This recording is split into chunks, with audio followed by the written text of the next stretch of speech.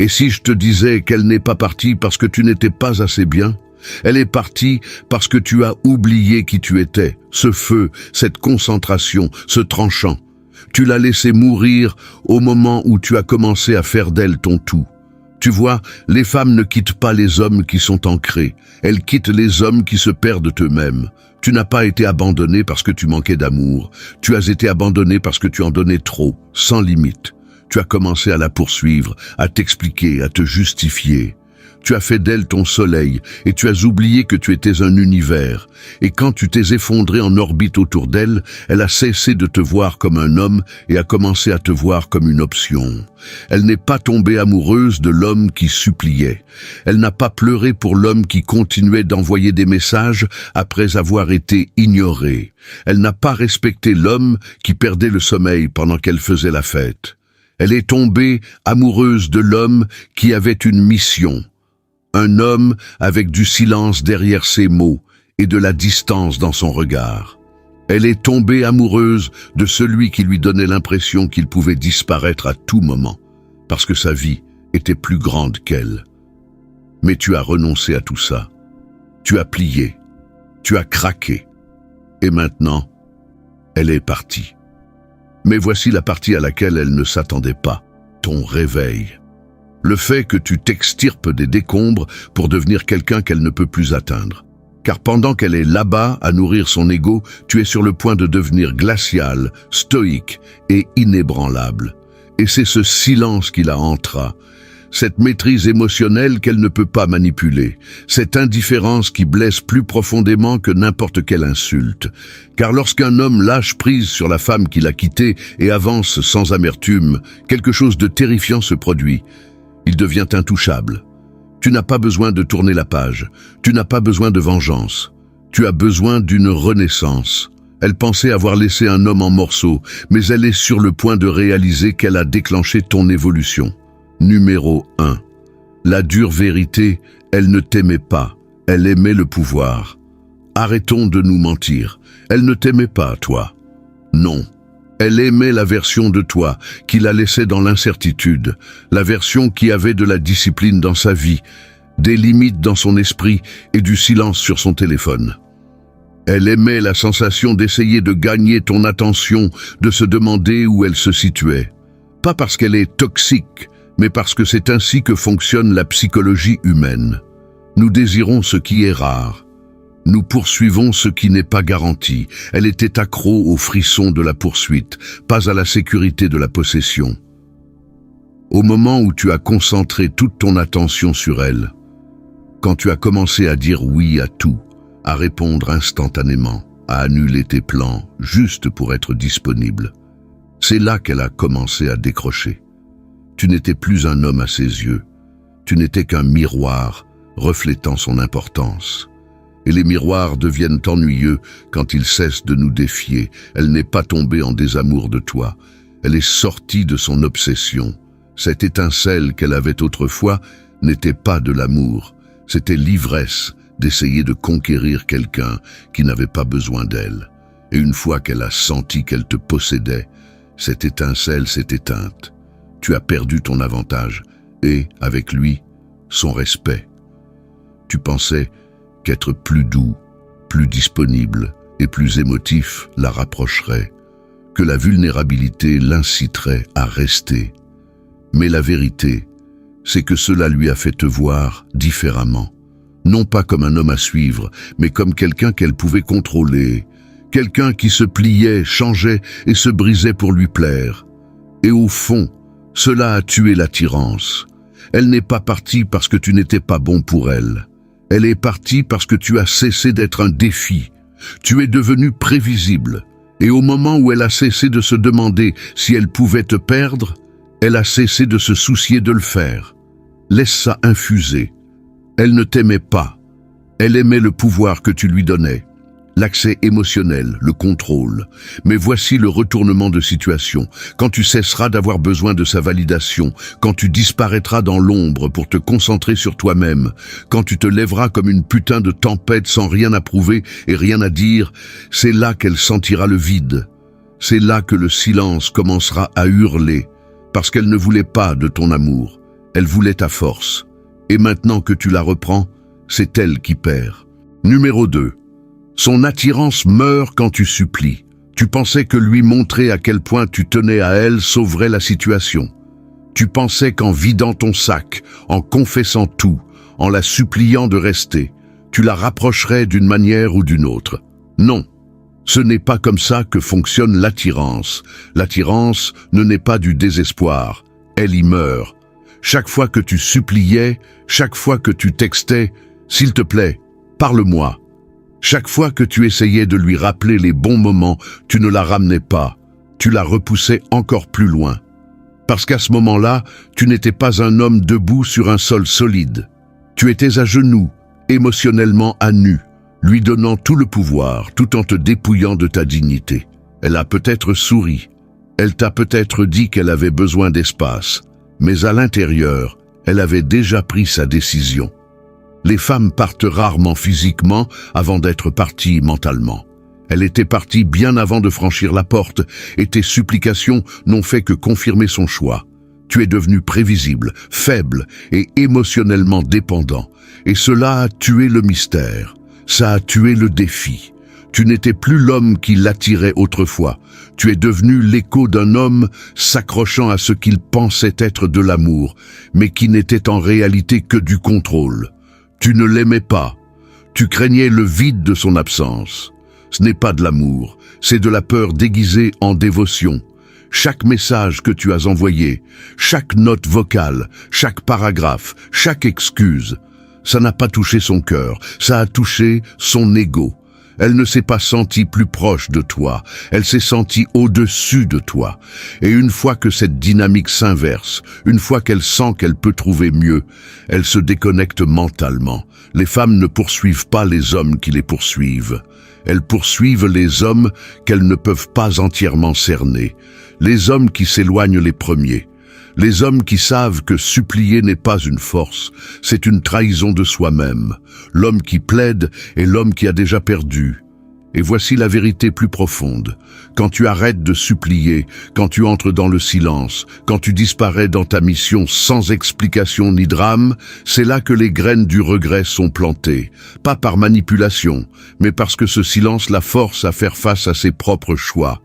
Plus de nourriture émotionnelle, plus d'attention, plus de boost d'ego. Juste toi hors de portée, devenant plus froid, plus affûté, plus fort. C'est là qu'elle repense à tout. C'est là qu'elle se pose des questions. Mais à ce moment-là, tu ne seras plus en train d'attendre. Numéro 3. Tu penses l'avoir perdue. Elle a perdu une forteresse. Tu es assis là, pensant que tu as perdu quelque chose de précieux, comme si elle était le prix. Comme si son départ était la pire chose qui pouvait arriver. Non, inverse le scénario. Tu ne l'as pas perdue, elle a perdu l'accès. Elle a perdu une forteresse, un protecteur, un homme prêt à traverser l'enfer pour elle. Et elle le réalisera à la seconde où elle se retrouvera dans les bras de quelqu'un de plus faible, quelqu'un qui n'a pas ta patience, ta loyauté, ta présence. Ce genre d'énergie ne court pas les rues. Elle se construit, elle se forge dans le silence, dans la lutte, dans la solitude. Et elle a tourné le dos à tout ça comme si c'était jetable. Tu penses qu'elle est passée à un niveau supérieur? Laisse-moi te dire quelque chose de vrai. Quand une femme échange la stabilité contre la stimulation, ce n'est pas une évolution, c'est de l'auto-sabotage. En ce moment, elle est prise dans l'illusion, l'attention, la relation pansement, le flot de validation vide de sens. Mais tout ça s'estompe, et quand ce sera le cas, elle se souviendra. Pas de tes SMS, pas de tes cadeaux, mais de la façon dont tu la faisais se sentir en sécurité. La façon dont tu gérais les tempêtes sans sourciller. La façon dont ton silence pouvait parler plus fort que son drame ne le pourrait jamais. Tu étais son ancre, jusqu'à ce qu'elle confonde ta quiétude avec de la faiblesse. Et toi, tu as oublié qui tu étais. Tu l'as vu partir, et tu t'es convaincu que cela signifiait que tu avais moins de valeur. Mais laisse-moi te demander ceci, comment quelqu'un d'entier peut-il être brisé par la perte de quelqu'un qui ne pouvait pas voir sa valeur? Tu n'as pas été détruit. On t'a rappelé à l'ordre. On t'a rappelé à quel point tu t'étais éloigné de tes propres standards. On t'a rappelé que la paix ne vient pas en s'accrochant, mais en lâchant prise. Parce que tu n'étais pas destiné à courir après les gens. Tu étais destiné à bâtir des empires si puissants que te perdre est la véritable perte. Il ne s'agit plus d'elle. Il s'agit de reprendre ton trône, de comprendre qu'une femme qui s'en va n'est pas la fin. C'est le début de ton retour. Elle a perdu un homme qui serait parti en guerre pour elle. Un homme qui aurait construit avec elle, l'aurait protégée, l'aurait guidée. Elle n'a pas perdu un garçon. Elle a perdu une forteresse dans laquelle elle ne remettra plus jamais les pieds. Numéro 4. L'émotion est son terrain de jeu. La logique est le tien. À la seconde où tu essaies de te battre sur son terrain, tu perds. L'émotion est son arme, c'est son territoire. Elle a été élevée dedans, façonnée par elle. Elle en parle couramment la langue. Elle sait comment tordre les mots, comment inverser le scénario, comment pleurer au moment parfait, non par méchanceté, mais par instinct. C'est de la survie. L'émotion est son échiquier, mais toi, tu n'as jamais été conçu pour gagner dans cette arène. Tu n'es pas censé la surpasser en émotion, tu es censé la surpasser en réflexion. Tu vois, chaque fois que tu as réagi, quand tu t'es mis en colère, sur la défensive, dans le besoin, elle a gagné, parce que ta réaction lui a donné du pouvoir. Elle lui a donné la preuve qu'elle contrôlait toujours ton monde intérieur. Tu essayais de raisonner avec quelqu'un qui n'opérait pas dans la logique. Tu implorais des sentiments. Tu essayais d'appliquer de l'ordre au chaos. Ce n'est pas de la force, c'est de la confusion. Et c'est pourquoi elle a perdu le respect. Elle n'avait pas besoin d'un autre miroir émotionnel. Elle avait besoin d'un roc, d'un homme imperturbable. Le stoïcisme n'est pas de la froideur, c'est de la clarté.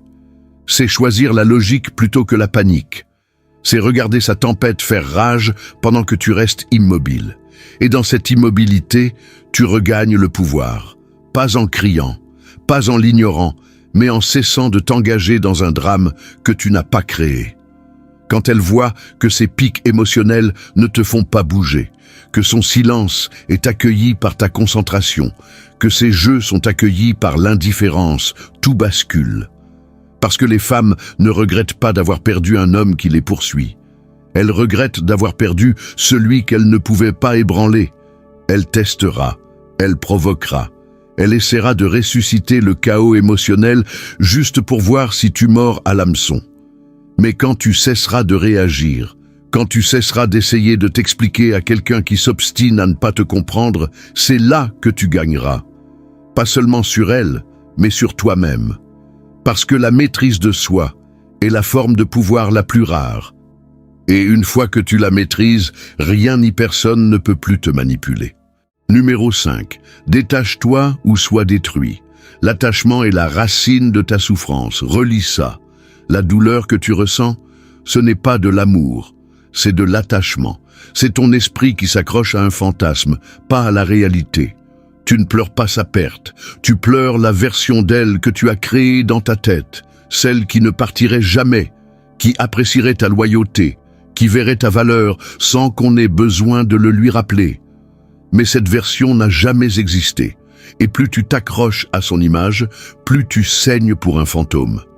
Le détachement ne signifie pas que tu cesses de t'en soucier. Cela signifie que tu cesses de laisser ton bonheur dépendre de quelque chose d'extérieur à toi.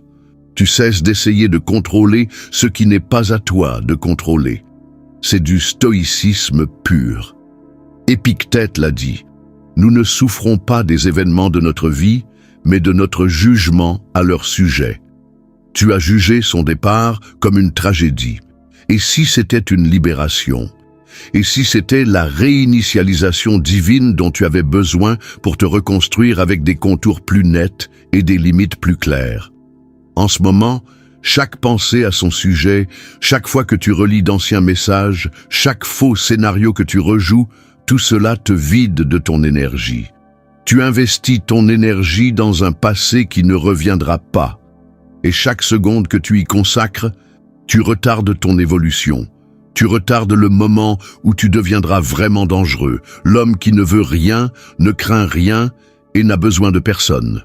L'homme qui ne s'attache pas, mais qui choisit avec clarté, non par désir ardent. Elle est partie, laisse-la partir. Arrête de demander pourquoi. Arrête d'espérer tourner la page. La seule page que tu as besoin de tourner est la suivante. Tu t'es présenté comme un homme prêt à donner, et elle n'était pas prête à recevoir. C'est tout. Simple, net, terminé. Et maintenant, tu peux te construire une vie si pleine, si concentrée, si intouchable, que même si elle essayait de revenir, il n'y aurait plus de place pour elle. Pas par amertume, mais par paix. Numéro 6. Ne t'améliore pas pour la reconquérir. Améliore-toi pour oublier qu'elle existe. Soyons clairs, l'amélioration de soi alimentée par l'espoir de son retour n'est qu'une autre forme d'esclavage émotionnel. Si chaque séance de sport, chaque livre, chaque dollar gagné est secrètement motivé par un fantasme où elle voit tes progrès et revient en courant, tu ne montes pas de niveau. Tu es toujours en train de la poursuivre. Et la poursuite, sous quelque forme que ce soit, est une faiblesse. Tu ne deviens pas puissant pour impressionner quelqu'un qui est parti. Tu deviens puissant pour dépasser la version de toi qui tolérait d'être abandonnée. On le voit tout le temps. Des gars qui vont à la salle de sport, se remettent en forme, accumulent de l'argent, agissent différemment, mais qui continuent de regarder ses stories, d'épier son profil, de se demander ce qu'elle fait. Ce n'est pas une transformation, c'est de l'obsession déguisée en productivité. Et l'obsession n'est que de la dépendance avec un meilleur marketing. Elle n'a pas besoin de voir ta transformation. Elle ne mérite pas une place au premier rang pour assister à l'homme que tu deviens. Parce que l'homme que tu deviens ne le fait pas pour les applaudissements, il le fait pour lui-même. Quand tu t'améliores vraiment, quand tu es vraiment engagé dans ta croissance, quelque chose change en toi. Tu arrêtes de te soucier de qui le remarque. Tu arrêtes d'espérer une validation. Tu commences à vivre comme un fantôme de ta vie passée, silencieux, concentré, inaccessible. Et c'est là que le vrai pouvoir entre en jeu. Car rien ne hante plus quelqu'un que de te voir devenir tout ce qu'il n'a pas pu garder et de réaliser que cela n'a rien à voir avec lui. S'améliorer par vengeance, c'est mesquin. S'améliorer pour la paix, c'est permanent. Tu n'as pas besoin de son attention, tu as besoin de discipline. Tu n'as pas besoin qu'elle regrette, parce que la vraie démonstration de force, c'est d'être si loin devant qu'elle en devient insignifiante. Son chapitre est clos. Tu écris un nouveau livre maintenant, pas une suite, un tout nouveau genre. Numéro 7. Quand tu deviens silencieux, elle devient folle. Le silence n'est pas une faiblesse, c'est la guerre. Au moment où tu arrêtes de répondre, de prendre des nouvelles, de lui donner la moindre parcelle de ton énergie, c'est là que la dynamique s'inverse. Elle pensait t'avoir dans sa poche, pensait que tu resterais dans les parages, que tu serais bloqué dans son orbite, à regarder, attendre, espérer. Mais quand tu disparais des radars, quand tu te plonges dans ta mission sans une seule explication, ce silence hurle. Et crois-moi, elle l'entend. Parce que le silence est rare. La plupart des hommes poursuivent. Ils supplient. Ils l'inondent de messages, de souvenirs, de tentatives désespérées pour maintenir en vie une flamme éteinte. C'est du bruit. Et le bruit est facile à ignorer. Mais quand tout devient silencieux, quand tu disparais sans laisser de traces, c'est là que la panique commence. Elle vérifiera ton profil, se demandera pourquoi tu ne regardes pas ses stories, se demandera si tu es passé à autre chose. Et plus le temps passe sans un mot, plus ton absence se fait assourdissante. Ton silence devient le miroir qu'elle n'a pas demandé, mais qu'elle doit maintenant affronter. Il ne s'agit pas de jeu, il s'agit de respect de soi. Tu ne coupes pas les ponts pour la reconquérir. Tu deviens silencieux parce que tu en as fini de parler à des gens qui ne valorisent pas ta présence. Tu en as fini de te donner en spectacle pour quelqu'un qui a applaudi ta douleur. Et dans ce silence, tu récupères tout. Ta concentration, ton temps, ton pouvoir.